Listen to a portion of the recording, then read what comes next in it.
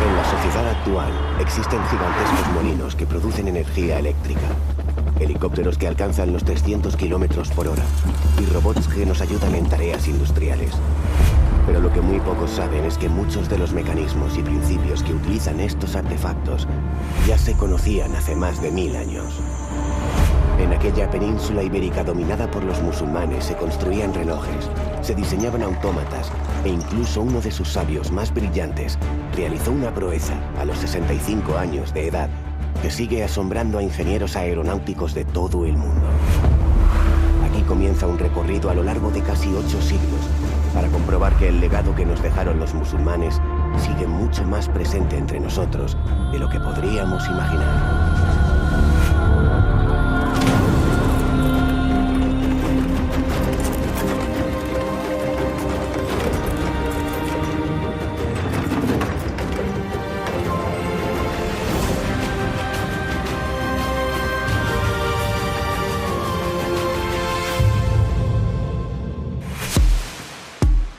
Año 711.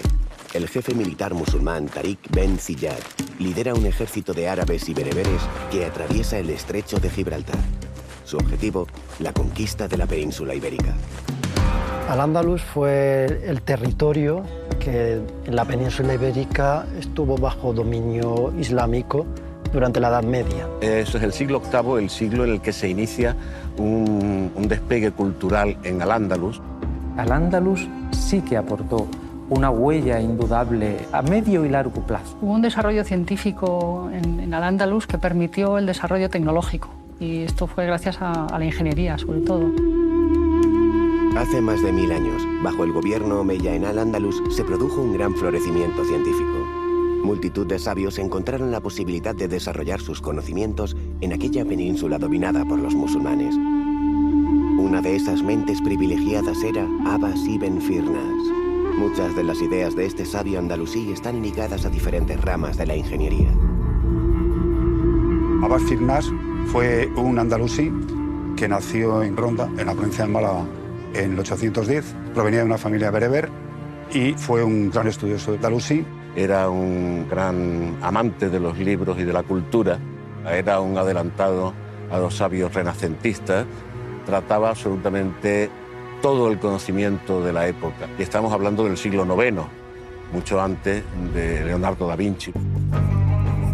Desarrolló una serie de inventos, como por ejemplo el reloj de agua, al que llamó Al-Makata. También inventó una esfera armilar. La esfera armilar es una esfera hueca para estudiar el movimiento de planetas y de estrellas.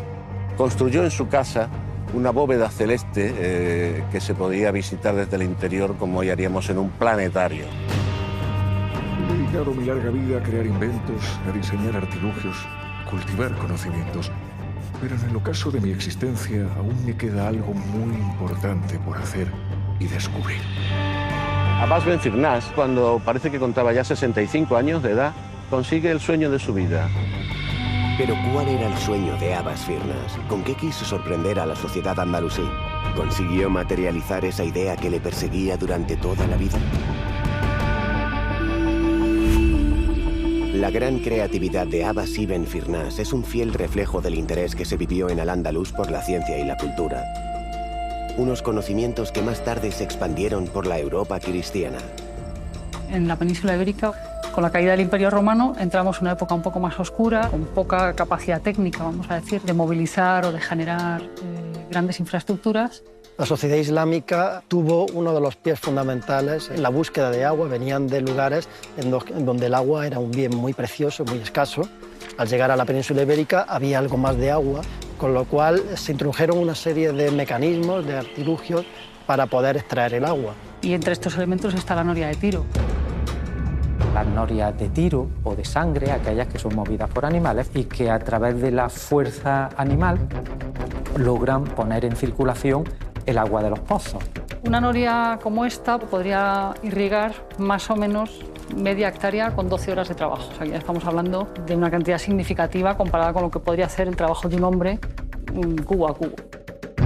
Hay muchas teorías sobre el origen de la noria de tiro. Lo que sí se sabe es que la noria que llegó aquí a la península ibérica fue a través de agricultores sirios que llegaron en el siglo VIII.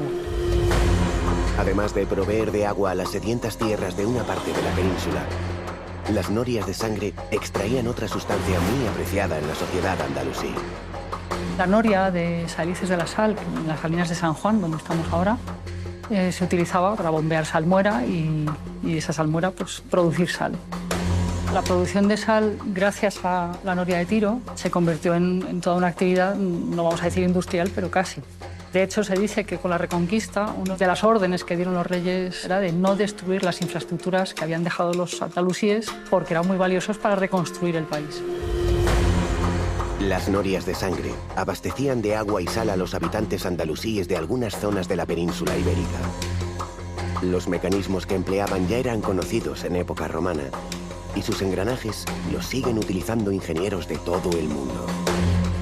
Una noria de tiro o noria de sangre está accionada por la fuerza de un animal, que accionaría el mecanismo de la rueda horizontal o rueda padre, que mediante los dientes haría girar la rueda madre. Bueno, pues mediante este giro se podía elevar el agua que estaba en el pozo. Este paso de una rueda horizontal a vertical fue una de las grandes aportaciones tecnológicas, tanto en Al-Ándalus como fuera de la península ibérica. Estas norias en pequeñito, por ejemplo, es lo que podríamos ver en el mecanismo de subir nuestra persiana en casa todos los días, ¿no? Porque hacemos fuerza en un sentido y la transmitimos en otro. Pero también lo vemos con el rotor de un helicóptero, por ejemplo.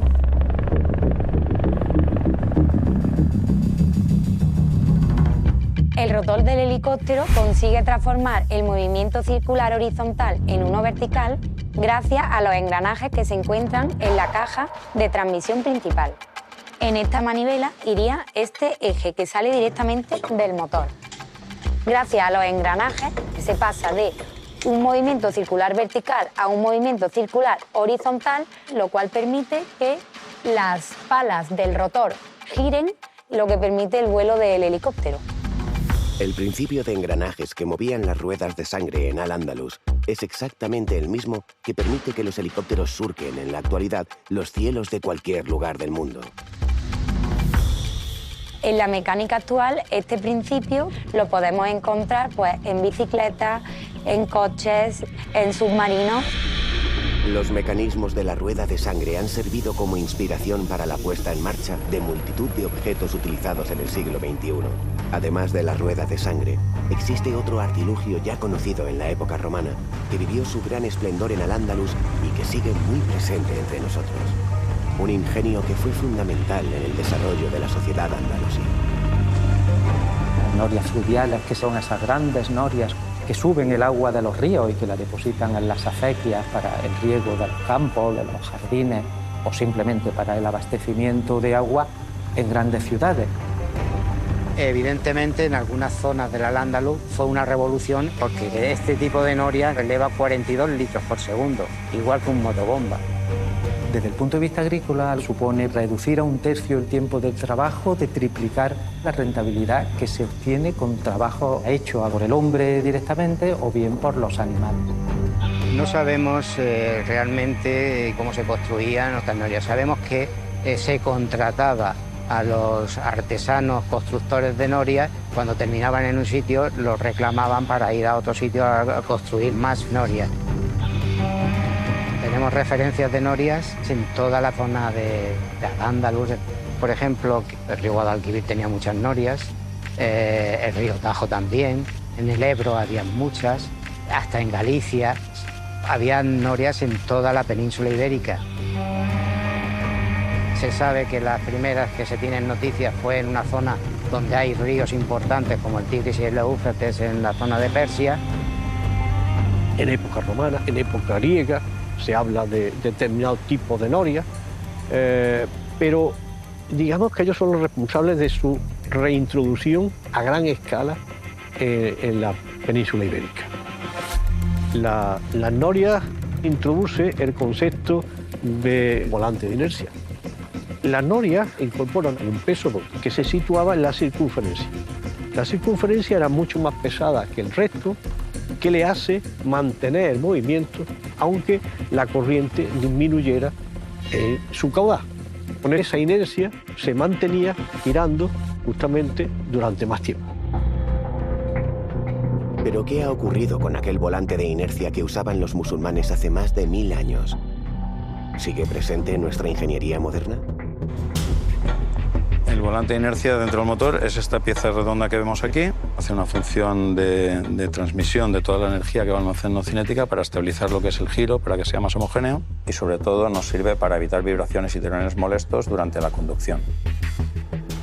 Viendo el movimiento de las norias tal cual introdujeron los musulmanes en Al-Ándalus, evidentemente es un movimiento muy similar y parecido a un volante de inercia.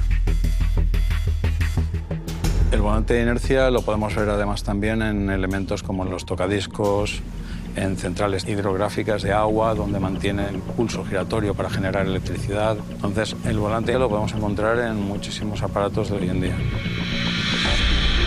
Gracias al principio del volante de inercia, que actuaba en la noria hidráulica, hoy podemos conducir nuestros coches sin que den tirones.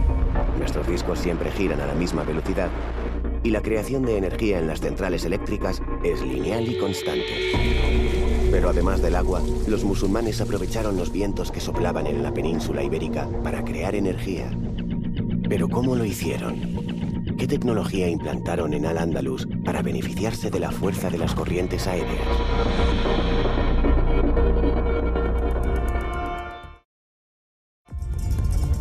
Durante los más de 700 años que estuvieron los musulmanes asentados en la península ibérica, la energía hidráulica jugó un papel fundamental en el desarrollo y eficacia tecnológica de la sociedad andalusí. En el campo del aprovechamiento de la energía hidráulica, se podría decir que esta tuvo un papel fundamental en crear un primer tejido industrial. Gracias a la implantación de estas y otras tecnologías, los musulmanes pudieron desarrollar la elaboración de nuevos productos. ¿Pero qué fabricaban?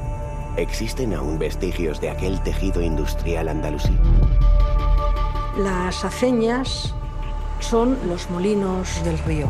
Son los primeros edificios relacionados con agua. Hablar de aceña es hablar de las máquinas que proporcionaban el aprovisionamiento de harina. Permitió el desarrollo de los batanes, es decir, de esos mazos que golpean los paños de lana, permitió el desarrollo de los molinos de papel y, por lo tanto, la fabricación de papel en Al-Ándalus. Permitió el desarrollo de las ferrerías o de los martinetes, donde el hierro, el cobre se golpea también por medio de la energía hidráulica. La aceña no solamente va a ser una actividad de tipo artesanal, de tipo preindustrial, sino que va a ser además espacios además de relación humana, relacionado posiblemente con los oficios. Pues, por ejemplo, el molinero pues tenía a su cargo pues otra gente dedicada a lo que es el aprovechamiento de la harina. Había carpinteros para las constantes reparaciones de las ruedas y los mecanismos. Y no quiero exagerar, pero 50 o 60 personas seguro que estaban aquí todo el día cerca. O sea que esto era un bullir de gente. Y al final el aprovechamiento hidráulico supuso triplicar la rentabilidad, permitiendo generar unos excedentes que a su vez permiten liberar a una buena parte de la población de atender a las necesidades de la vida del trabajo y que por lo tanto están liberando a esa población de las grandes ciudades para dedicarse al desarrollo de actividades culturales, de actividades científicas o artísticas. El agua de los ríos que movían las norias y las aceñas permitían aumentar la producción agrícola y fabricar productos a una escala mayor. Pero, ¿solo se valían del agua? Llegaron a utilizar otra energía natural para ponerla al servicio de la agricultura y de su primitivo tejido industrial. El mismo fundamento, sacar agua de un pozo, también se hizo con los molinos de viento. Y en este caso la energía la aportaba el viento, no la aportaba un animal. Realmente esta es una innovación que sí que parece proceder directamente del mundo persa y haberse desarrollado a través de Al-Ándalus.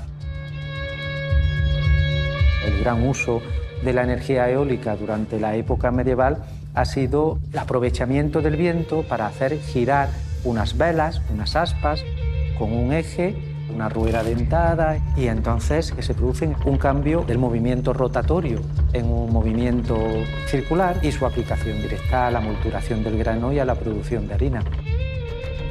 A partir del siglo XII, siglo XIII, existe un proceso de expansión del aprovechamiento de la energía eólica por la España cristiana.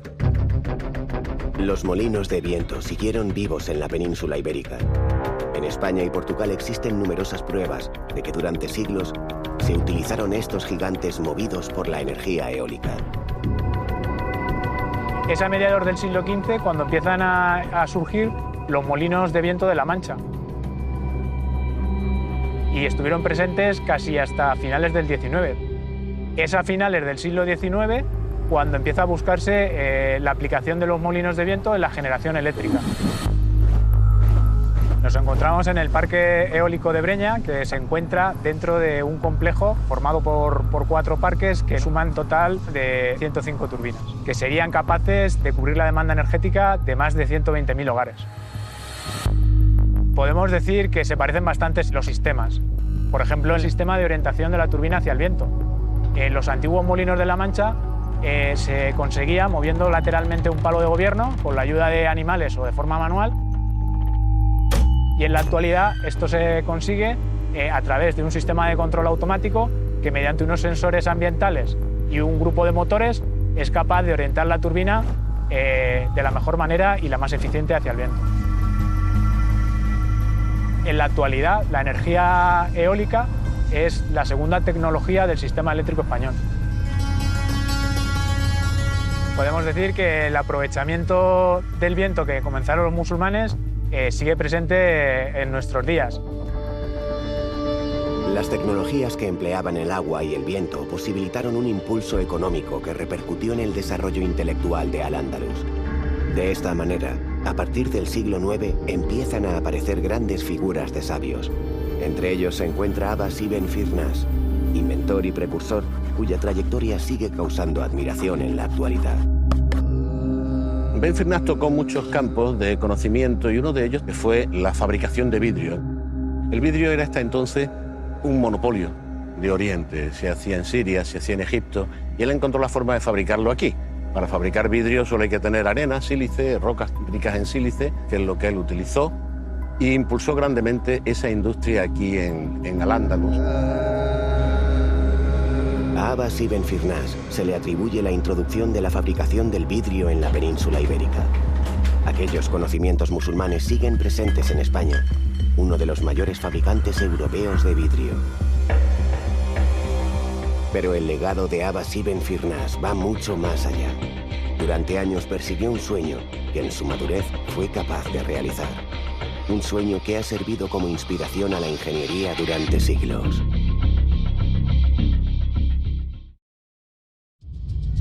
El progreso industrial y científico que se produjo en la península ibérica dominada por los musulmanes sería difícil de entender sin el desarrollo de ciudades como Toledo, Córdoba, Almería o Granada.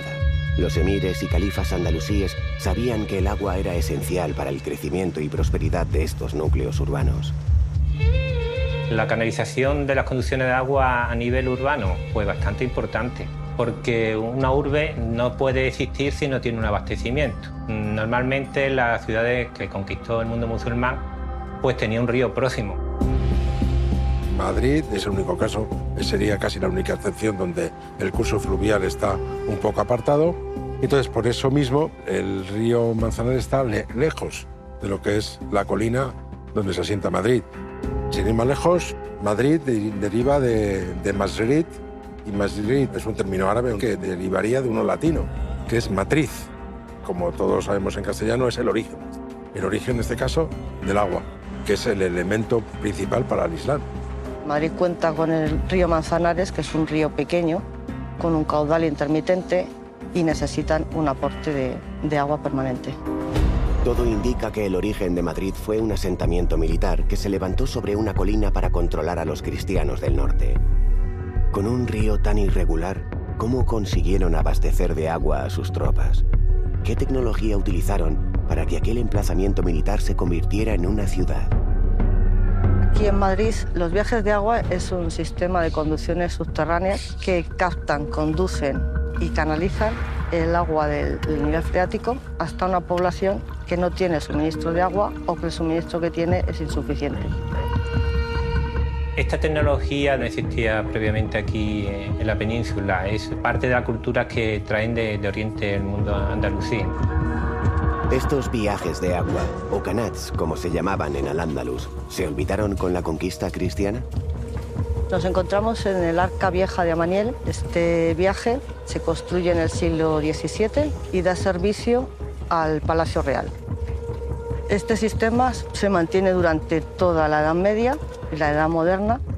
Felipe III, aparte de este viaje, construye los 5 viajes principales de Madrid. Lo que te permite un viaje de agua o lo que es un canal es un agua más limpia, más pura, que viene, si es posible, de la sierra, está filtrada, con menos impureza. Y a partir de ese momento la población de Madrid empieza a crecer desmesuradamente. Hay que pensar que hasta que no se hace el canal de Isabel II, en el siglo XIX, el único sistema de abastecimiento de agua que tuvo Madrid era los viajes de agua. Las obras hidráulicas que los musulmanes construyeron en Madrid continúan sorprendiendo a los investigadores. Precisamente estamos ahora en el sitio, escasamente 10 metros, de donde se ha encontrado el que creo que es el viaje o canal de agua más antiguo que tenemos en esta ciudad. Es curioso que tenía este viaje 10 metros de longitud, un ancho como de 80 centímetros, estaba formado de mampuestos para que el agua se fuera depurando para poder ser limpiado cuando las autoridades lo consideraran necesario. Gracias a las norias hidráulicas y a los canats, algunas ciudades de la península ibérica disfrutaban de agua potable. Pero ¿en qué lugares se almacenaba el agua que se consumía diariamente? Un aljibe, sobre todo, es un lugar para almacenar agua. La idea es que cuando no hay agua, tener la posibilidad de poderla tener y sobrevivir. Y además lo proteges de la degradación que pueda sufrir ese agua por los agentes externos y al mismo tiempo la mantienes de una manera más fresca, de una manera más fácilmente obtenible. El aljibe suelen estar bajo tierra o puede estar en un mismo edificio, pero que esté protegido al sol. La traída de estas aguas a las ciudades era principalmente para la aristocracia, para la nobleza musulmana. No era tanto para el pueblo. El pueblo pues se apañaba pues, con pozos. Muchos de los aljibes se utilizaban en pequeños rituales asociados a la religión, como por ejemplo el ritual de las abluciones que se realizaba en las mezquitas. Esta forma de acumular agua se mantuvo vigente durante siglos, pero al parecer este sistema no se ha perdido en el tiempo. En la actualidad estos sistemas de almacenamiento del agua pluvial para después utilizarla pues está también vigente y hace uso de esos mismos principios, de crear una serie de depósitos subterráneos en el que lo utilizas para acumular agua, pero encima puedes construir cosas, con lo cual el que estén enterrados por todas esas cuestiones es una característica que muchos de ellos tienen. El agua corriente fue uno de los grandes impulsores del desarrollo de las ciudades andalusíes. Fue en estas urbes donde a partir del siglo IX se comenzó a vivir un esplendor científico y cultural que marcaría una época. Mentes prodigiosas como la de Abbas ibn Firnas encontraron en Al-Ándalus el lugar perfecto para desplegar todo su talento. Abbas Firnas fue un gran estudioso, consiguió, gracias a sus conocimientos de poesía y de astrología, consiguió entrar en la corte de Mohamed I. Él consiguió ser poeta astrólogo, con lo cual tenía, como digamos, 2 sueldos por parte del califa. Farnás trajo al andaluz las tablas de Singid, que eran unas tablas astronómicas que fueron muy importantes para el desarrollo de la astronáutica en Europa. Trataba absolutamente todo el conocimiento de la época, pero no obstante tuvo también un gran sueño. Además de intentar hacer realidad el sueño que persiguió durante toda su vida, Abbas ibn Firnas quiso hallar la solución a un problema que los musulmanes arrastraban desde los inicios del Islam.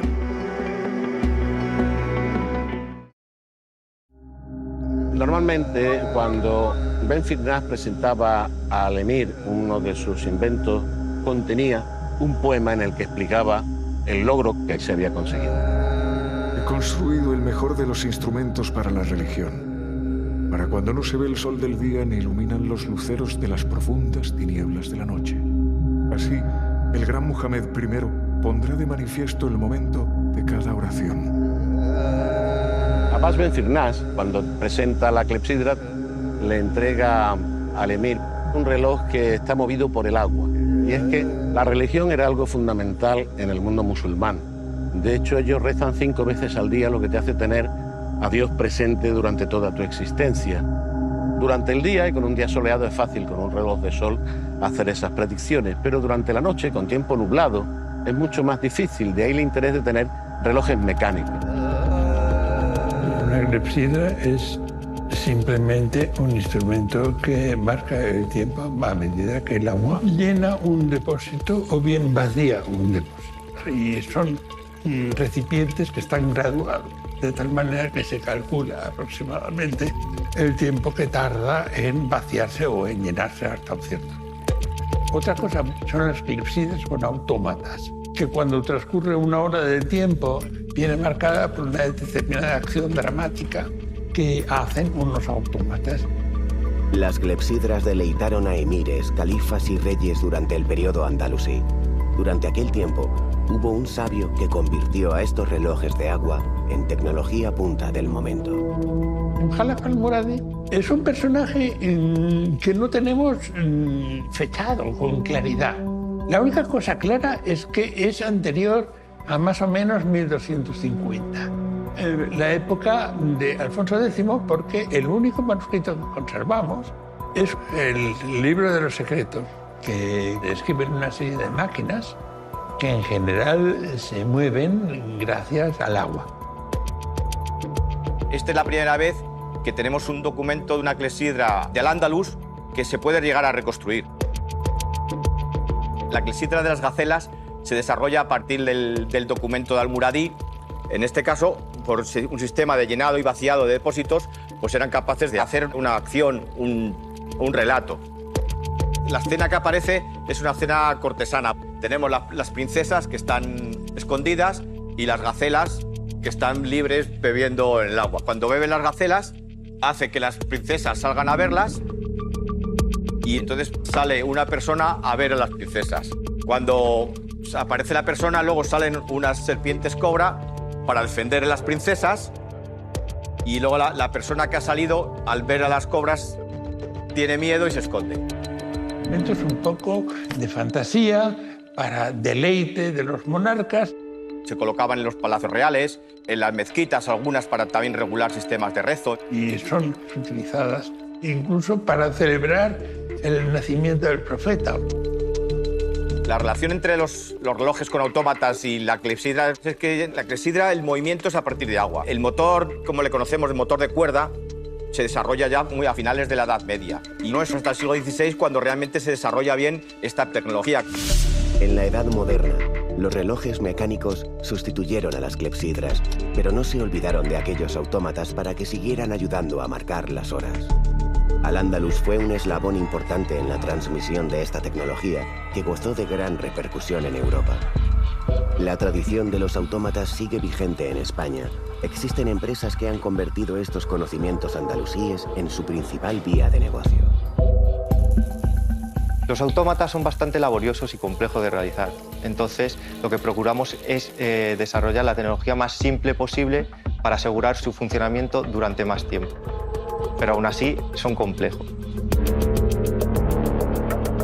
Los clientes finales de los autómatas ahora mismo son principalmente las instituciones públicas, ayuntamientos y demás. Sirven para atraer el turismo, pero también esto sirve para que lo disfrute la mayoría de la gente.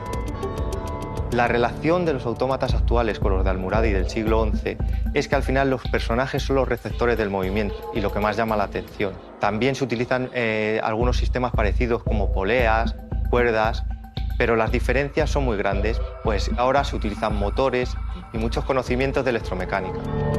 Los autómatas creados por los musulmanes han llegado hasta nosotros gracias a libros que han sobrevivido al paso de los siglos. Quizás sin estos escritos, la robótica sería muy diferente a la que hoy conocemos. Podemos decir que los autómatas son los antepasados de los robots de hoy, en el sentido de que pueden ejecutar una secuencia de acciones preprogramada. La mayor diferencia entre un autómata y un robot es que el autómata es como algo preprogramado y no tiene mucha flexibilidad en lo que hace. Se repite lo mismo una y otra vez. Mientras que un robot, sobre todo los robots de nueva generación, es un robot que consigue con los sensores cambiar su manera de actuar. En la actualidad, los movimientos de estos robots son cada vez más perfectos y precisos. ¿Pero qué mecanismos utilizan? ¿Alguna de sus piezas nos recuerda a las que se empleaban en los autómatas andalusíes? Los robots de hoy, sobre todo desde el punto de vista mecánico, aprovechan algunas ideas que fueron introducidas con los autómatas, que usaban poleas para generar movimiento y transmitirlo, pero ahora tenemos sistemas electromecánicos que permiten hacer cosas mucho más avanzadas respecto a lo que podían hacer mecánicamente los autómatas. Además de los autómatas, Al-Muradi también se interesó por lo que ocurría en los campos de batalla. Diseñó ingenios militares, que son una importante contribución en el desarrollo armamentístico. En Al-Ándalus era primordial contar con un vasto y sofisticado ejército para aguantar la presión de los reinos cristianos. Pero en el siglo XIV se introdujo un material llegado del Oriente Lejano que cambiaría el arte de la guerra para siempre.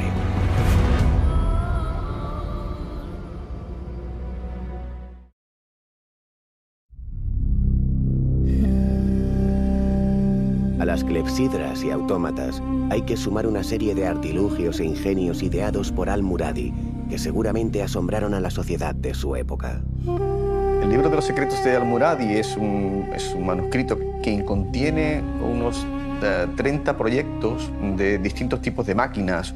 Incluyen autómatas, movibles, clepsidras y que incluye también referencias a algunas máquinas de guerras. Lo más interesante, lo más relevante de la propuesta tecnológica y militar de Al-Muradi es la utilización de unos mecanismos que permiten elevar determinados artefactos.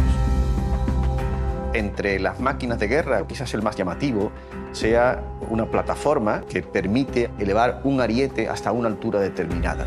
Cuando se pone en marcha, unos operarios moverían mediante un sistema de polea el ariete para que golpease una puerta en altura o la parte superior de una muralla. Desconocemos si los ingenios de Al-Muradi se llegaron a poner en marcha.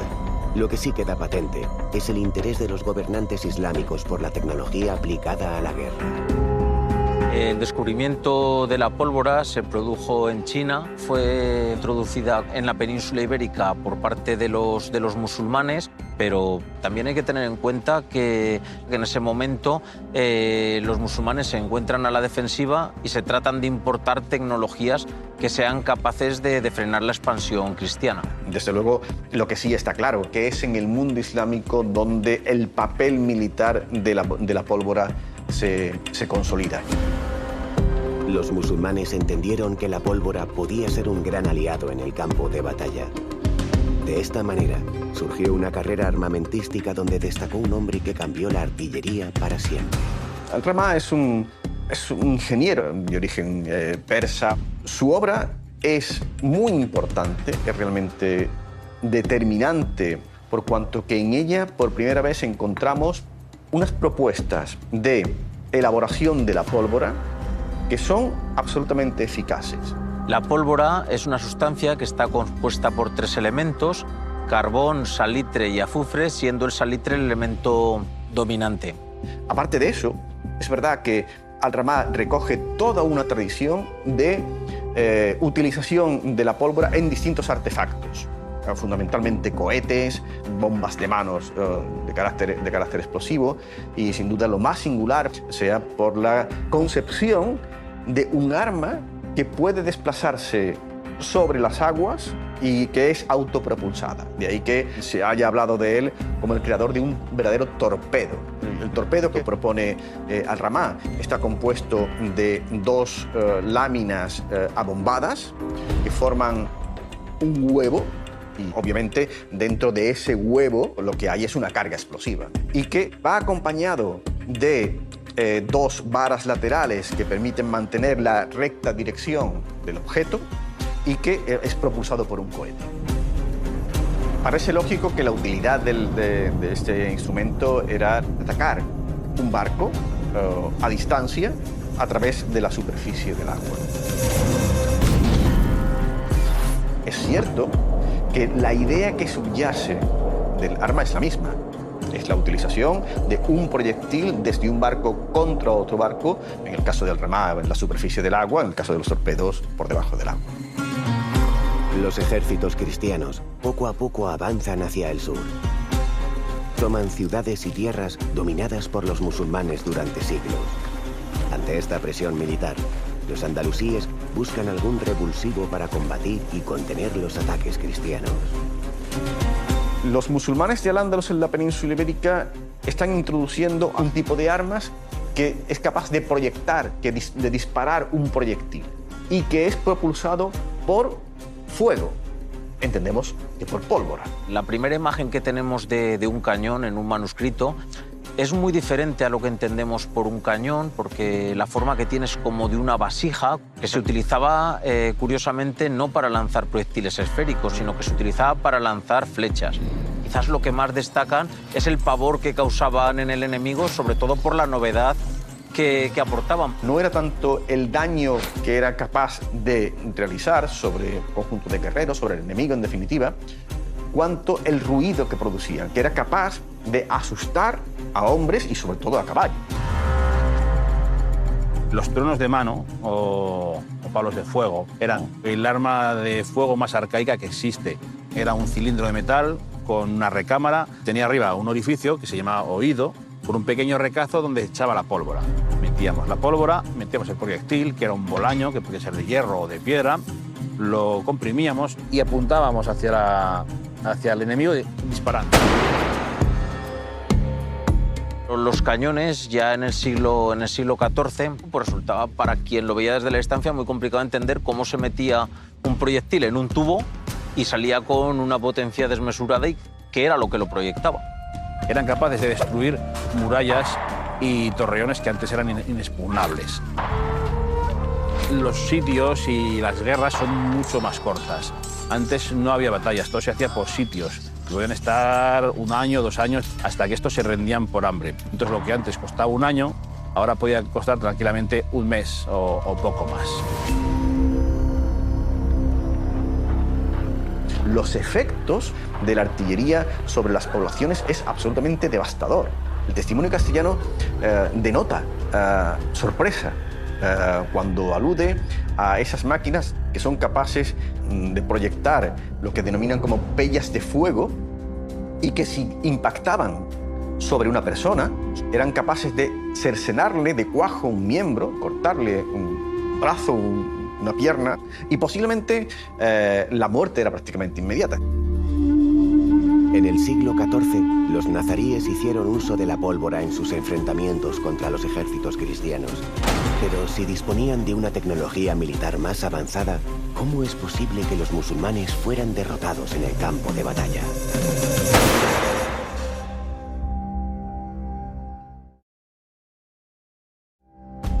El 2 de enero de 1492 se puso fin a casi 8 siglos de reinado musulmán en la península ibérica. Pero ¿qué ocurrió para que sus tropas, que contaban con avanzadas armas de fuego, perdieran la guerra contra los cristianos? Es verdad que la tecnología de las armas de fuego fue introducida por los musulmanes, pero también es cierto que muy poco tiempo después esa tecnología también estaba en manos de los reinos cristianos. ¿Cómo se las ingeniaron los reyes cristianos para hacerse con unos secretos tan importantes para los intereses musulmanes? Claro, evidentemente si el enemigo tiene una tecnología mejor que la tuya, intentas copiarla.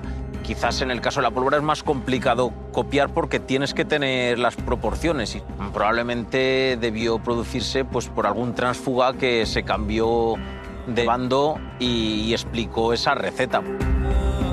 Con la entrada en el poder de los reyes católicos se creó toda una industria armamentística. En Medina del Campo se creó una factoría que se dedicaba a fabricar solamente artillería. Se invirtió mucho dinero y mucho tiempo desde el bando cristiano en evolucionar estas armas. Hubo una industria que tanto las piezas de artillería como las piezas de mano evolucionaron. Eso quiere decir que Si en alguna década de principios del siglo XIV los musulmanes han podido disfrutar de una superioridad tecnológica sobre Castilla, esa superioridad duró muy poco tiempo. En la Guerra de Granada es donde se puso de manifiesto el poder de la artillería y donde se consiguió tener una superioridad tecnológica sobre los enemigos musulmanes. Las fortificaciones del Reino de Granada se habían hecho para otro tipo de guerra muy diferente, adaptadas para contrarrestar otro tipo de máquinas.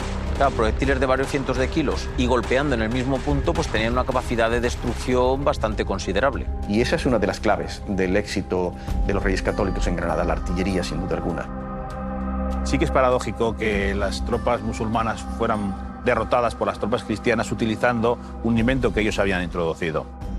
La pólvora es el arma decisiva, es el arma o el elemento que permitió cambiar la forma de entender la guerra. Prácticamente se podría decir que la artillería de pólvora pues, fue determinante hasta ya el siglo XX. Los musulmanes fueron víctimas de sus propios prodigios, pero su legado sigue vigente. Desde entonces, la artillería en los campos de batalla ha sido vital para ganar guerras. Además de la técnica de uso militar, muchos de los sabios andalusíes cultivaron toda clase de conocimientos. Un ejemplo fue Abbas ibn Firnas, precursor de los relojes mecánicos y responsable de la introducción del cristal tallado en la península ibérica. Además de estos logros, este malagueño buscaba la manera de hacer un viejo sueño realidad. Su gran sueño fue el vuelo, fue echar a volar. Tardó en realizarlo, supongo, porque tuvo que realizar muchos estudios observando y comprobando cómo podría fabricarse un instrumento que le permitiera ese vuelo y mantenerse en vuelo y caer al suelo de una forma sana. Llevo años observando el vuelo de las aves, el despliegue de sus alas, sus suntuosos movimientos. Todo esto me lleva a pensar que el ser humano, ayudado de mecanismos precisos, es capaz de volar. Finalmente, cuando Ben Firnas contaba ya 65 años de edad, consiguió construir algo que podría estar entre la forma de un parapente, pero con una estructura de madera envuelta en seda y adornada con plumas de ave. Para volar, Ben Firnas se va a unos 3 kilómetros de Córdoba, a una almunia que se llamaba La Ruzafa. Esa almunia está en una pequeña elevación cercana a Córdoba y utilizó esa pendiente de esa colina para iniciar el vuelo. No tenía que salir desde una gran elevación que peligraría el momento de caer.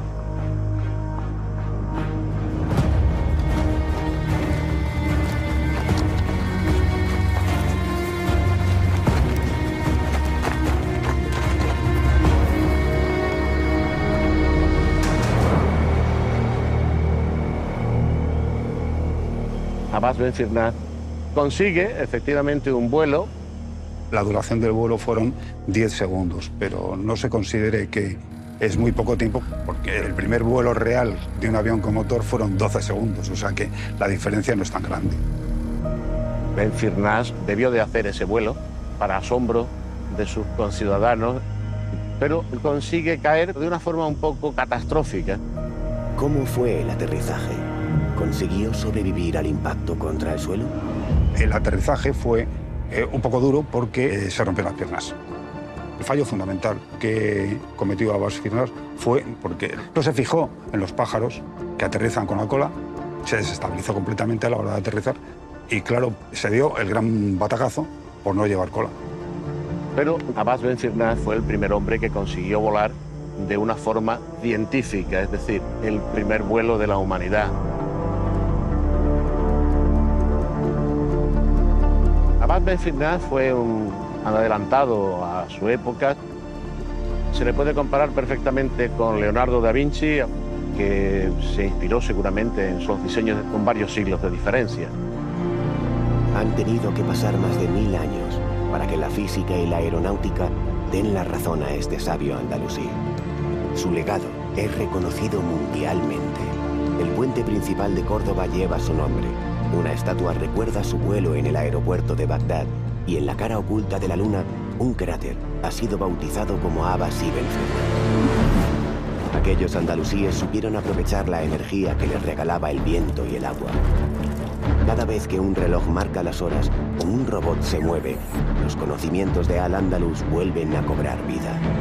La herencia de Al-Ándalus va mucho más allá de la mecánica o la ingeniería. Aquellos musulmanes nos han dejado platos que aún degustamos en la actualidad. Y sus sabios practicaron complicadas operaciones quirúrgicas hace más de 1000 años. La mayoría de nosotros desconocemos la herencia que los musulmanes dejaron en nuestra sociedad actual. Una riqueza de conocimientos que seguiremos descubriendo en Al-Ándalus, el legado.